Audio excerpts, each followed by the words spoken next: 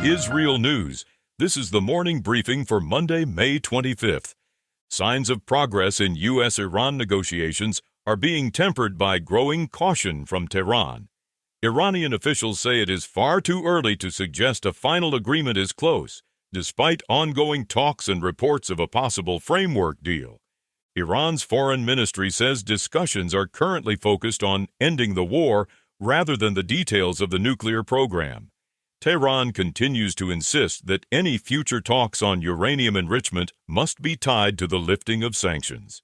U.S. Secretary of State Marco Rubio says Washington believed there could have been developments over the weekend, but acknowledged negotiations are taking longer than expected.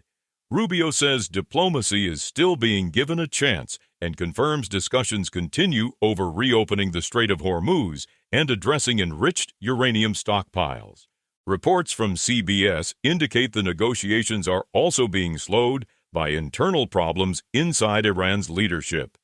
According to U.S. officials, Iran's supreme leader, Mojtaba Khamenei, is in hiding and communicating through a complex courier network, significantly delaying the flow of information and decision-making.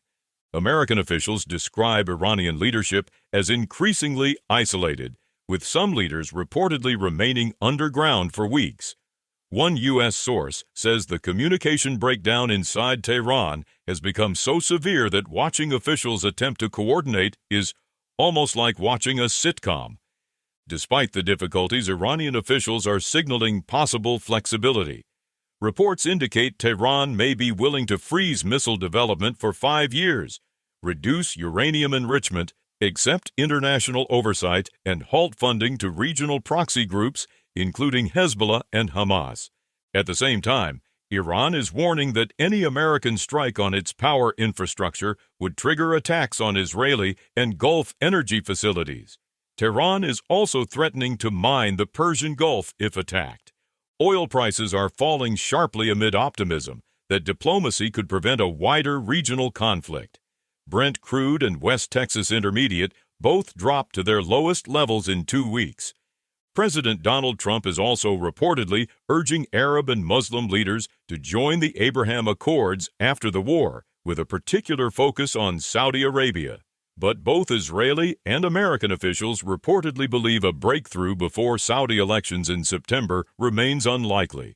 Meanwhile, in Lebanon, Hezbollah leader Naim Qassem is facing fierce criticism after calling on the Lebanese government to resign and saying the public has the right to take to the streets and topple it.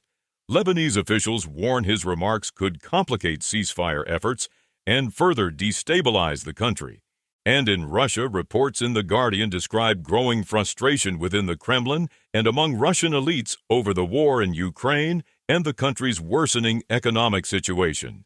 Sources close to the government say dissatisfaction with President Vladimir Putin is deepening, with some warning of what they describe as a looming disaster. Those are the latest headlines from IsReal News.